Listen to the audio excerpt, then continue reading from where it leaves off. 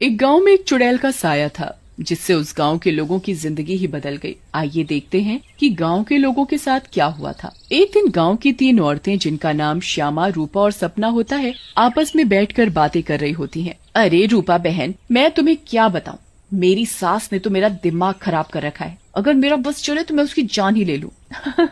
अरे क्या हुआ श्यामा बहन, इतना गुस्से में क्यों हो? शांति मौसी ने क्या कर दिया? हाँ तुम घर में अकेली हो ना, इसीलिए इतने मजे से रहती हो। हमसे पूछो जिनकी सास है, एक तो खाती हैं इतना, रोटी बना बना कर मेरे तो हाथ ही थक जाते हैं, ऊपर से हर काम में कमियां निकालती हैं। सही कह रही हो श्यामा बहन, मेरी कहानी भी कुछ कुछ तुम्हारी तरह ही है। मैं तो जरा सा अपने मर्द के साथ बैठ क्या जाऊं, पता नहीं कहाँ से बुढ़िया को खबर मिल जाती है, वहीं आकर सर पर खड़ी हो जाती है।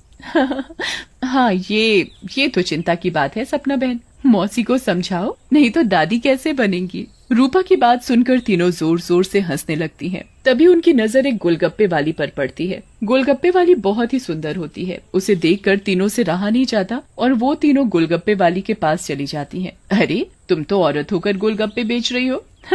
ये तो पहली बार देखा है। अरे तो बहन, इसमें बुराई क्या है, कौनो गलत काम थोड़ी ना कर रहे हैं, मेहनत कर रहे हैं। वैसे आप लोग खाओगे गोलगप्पे? बातें तो बहुत अच्छी बनाती हो, चलो देखते हैं गोलगप्पे कैसे हैं। उसके बाद श्यामा और सपना दोनों गोलगप्पे खाने लगती हैं और रूपा वहीं खड़ी हो जाती है। रूपा को ऐसे खड़े देख गोलगप्पे वाली बोलती है, अरे बहन, आप नहीं खा रही गोलगप्पे? क्या हुआ, कहीं आपको अपने फिगर खराब होने का डर लग रहा है क्या? अरे नहीं नहीं, ऐसी बात नहीं है, मैं बस बाहर का सामान कम खाती हूँ और कोई बात नहीं, इन दोनों को खाने दो। श्यामा और सपना गोलगप्पा खाने के बाद बोलती हैं, अरे वाह गोलगप्पे वाली, क्या गोलगप्पे हैं, मुंह से तो स्वाद ही नहीं जा रहा, मजा आ गया। ऐसे गोलगप्पे मैंने जिंदगी में कभी नहीं खाए, तुम तो रोज आया करो, मैं तो रोज ही खाऊंगी। हाँ हाँ हाँ बहन जी, ये भी कहने की बात है, अब तो मैं रोज ही आया करूंगी, नया नया काम जो खोला है। उसके बाद वो गोलगप्पे वाली वहाँ से चली जाती है और वो तीनों औरतें भी अपने अपने घर चली जाती हैं। अगली सुबह रूपा पानी भरने के लिए कुएं पर जाती है।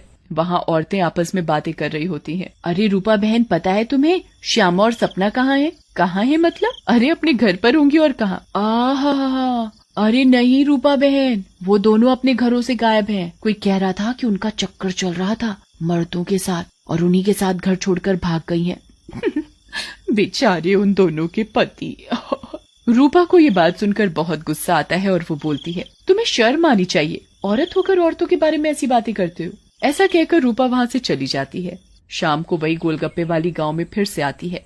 चीनू और टीनू नाम के 2 मंचुले उसे देखकर बोलते हैं, अबे टीनू, वो देख क्या लड़की है, एकदम एक नंबर, ये तो तेरी भाभी बनने लायक है बीड़ू। सही कह रहा है चीनू, लेकिन इसमें थोड़ा गलती होने का, ये अपन की नहीं, तेरी भाभी बनने लायक है, समझा क्या? फिर वो दोनों गोलगप्पे वाली के पास जाते हैं और बोलते हैं, ए गोलगप्पे वाली, क्या गोलगप्पे खिलाएगी हम दोनों को? आप दोनों भी कैसी बातें करते हैं, ये गोलगप्पे क्या मैंने पानी भरकर होली में मारने के लिए रखे हैं? आप बहुत मजाक किया हो मेरी तरह। वैसे क्या नाम है आपका? नाम में क्या रखा है साहब, आप गोलगप्पे खाइए ना, अगली बार आऊंगी तो नाम भी पता चल जाएगा। फिर चीनू और टीनू गोलगप्पे खाने लगते हैं। वाह, क्या गोलगप्पे हैं, इतने टेस्टी, लगता है तुम्हारे हाथ चूम लूं। मजा आ गया, मजा। फिर टीनू और चीनू गोलगप्पे वाली के सारे गोलगप्पे खा जाते हैं। अरे आप दोनों तो बहुत सारे गोलगप्पे खा गए, कहीं आपका पेट न खराब हो जाए। कुछ नहीं होगा हम दोनों को, हम दोनों का बॉडी एकदम स्टील के माफिक है। वैसे कल आएंगी आप यहाँ? लेकिन गोलगप्पे वाली कुछ नहीं बोलती और वहाँ से चली जाती है। रात में ज्यादा गोलगप्पे खाने की वजह से टीनू और चीनू के पेट में दर्द होता है। हाय रे, मर गया। अरे टीनू भाई, ये लड़के का चक्कर अपन दोनों के लिए भारी पड़ गया रे। बहुत तेज दर्द हो रहा है पेट में। सही बोल रहा है भाई, अपन के पेट में भी बहुत गुड़गुड़ गुड़गुड़ सा हो रहा है और टॉयलेट तो कई बार होकर आया। मर गया रे, फिर से आ गई। टीनू और चीनू दर्द के मारे पेट पकड़कर बैठे होते हैं। तभी वो गोलगप्पे वाली उनके पास आ जाती है और बोलती है, क्या हुआ मेरे आशिकों, ऐसे क्यों बैठे हो, पेट में दर्द हो रहा है क्या? तुम्हें पता था क्या मिलाया है तुमने इसमें, बताओ। लेकिन तभी गोलगप्पे वाली चुड़ैल के रूप में आ जाती है। उसे ऐसे देखकर टीनू और चीनू दोनों घबरा जाते हैं और भागने लगते हैं। ये क्या हो गया अपन लोगों के साथ? हम तो परी समझ रहे थे, ये तो चुड़ैल निकली। अब हम क्या करेंगे? भागो रे भागो, अपनी जान बचाकर भागो। अब हम क्या करेंगे? करेगी तो ये चुड़ैल, अगर हम यहाँ से नहीं भाग पाए, इसलिए भागो यहाँ से। लेकिन चुड़ैल उन दोनों को पकड़ लेती है और मार डालती है और वहाँ से चली जाती है। इसके बाद तो मानो ये रोज की बात हो जाती है। रोज वो चुड़ैल गोलगप्पे वाली बनकर आती और गोलगप्पे खिलाकर रात में लोगों को मार डालती। इन सब से गांव वाले बहुत परेशान हो जाते हैं और एक दिन पंचायत बिठाते हैं। पंचायत में रूपा भी जाती है। अरे भाइयों, गांव संकट में है, हम सबको मिलकर इस समस्या का समाधान निकालना पड़ेगा, नहीं तो एक एक करके पूरा गांव ही खाली हो जाएगा। तभी रूपा का पति दीनू बोलता है, लेकिन सरपंच जी, हमें तो कुछ पता नहीं है कि ये सब कौन कर रहा है, या लोग अपने आप घर छोड़कर जा रहे हैं। सही कह रहे हो दीनू बेटा, लेकिन हम ऐसे शांत तो नहीं बैठ सकते और अपने गांव वालों को जाने नहीं दे सकते। हमें कुछ तो करना ही होगा। हाँ। फिर पंचायत में कोई भी फैसला न निकलने पर सभी गांव वाले अपने अपने घर चले जाते हैं। उसी दिन दोपहर में चुड़ैल फिर से गोलगप्पे वाली का भेष बदल कर गाँव में आती है।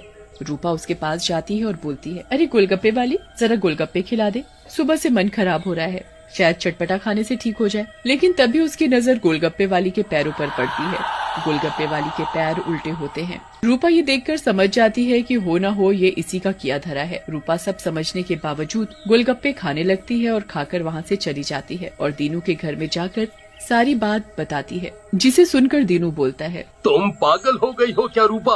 अगर उस गोलगप्पे वाली पर तुम्हें शक था तो तुमने गोलगप्पे क्यों खाए और अपनी जान जोखिम में क्यों डाली? मैंने अपनी जान जोखिम में नहीं डाली। तुमने एक बात पर ध्यान नहीं दिया, गांव में जितनी भी लाशें मिली हैं वो सिर्फ आदमियों की हैं, एक भी औरत की नहीं है। इसका मतलब ये है कि ये चुड़ैल अभी सिर्फ आदमियों को मार रही है। लेकिन रूपा, फिर भी औरतें तो गायब हो रही हैं और वो चुड़ैल निकली तो तुम उसका मुकाबला कैसे करोगी? हम औरतों में बड़ी शक्ति होती है, हम अगर अपनी पर आ जाएं तो किसी को भी अपने बस में कर लें। ये तो एक चुड़ैल है, इसे मैं देख लूंगी। तुम चिंता मत करो। फिर रूपा और दीनू अपने कमरे में सो जाते हैं। लेकिन रूपा की चिंता में दीनू को नींद नहीं आती और वो आंख बंद करके लेटा रहता है। रात में चुड़ैल उन दोनों के कमरे में आती है और रूपा को यूं आराम से सोते हुए देखकर हैरान रह जाती है। ये औरत तो वाकई बहुत निडर है, क्या मत सो रही है, लेकिन आज के बाद डरेगी। ऐसा कहकर चुड़ैल सोती हुई रूपा को उठा लेती है और जंगल की ओर चल पड़ती है। दीनू भी चुपचाप चुड़ैल का पीछा करने लगता है। चुड़ैल एक गुफा के सामने पहुंचकर रुक जाती है और गुफा को खोलती है। खुल जा सिमसिम। गुफा का दरवाजा खुल जाता है और चुड़ैल अंदर चली जाती है। दीनू भी चुपके से उनके पीछे पीछे अंदर चला जाता है। अंदर जाकर चुड़ैल रूपा को एक अंधेरे कमरे में ले जाती है और रोशनी करती है। जैसे ही वहाँ रोशनी होती है, गांव की बाकी औरतें भी रूपा को दिखाई देती हैं। श्यामा और सपना भी वहाँ होती है। अरे चुड़ैल, ये सब क्या है? गांव की औरतें, तुम ये क्या कर रही हो? लेकिन चुड़ैल कुछ नहीं बोलती। रूपा बहन, ये चुड़ैल पूर्णिमा के दिन हम सब औरतों की बलि देगी, बचा लो हमें। ये बचाएगी तुम्हें।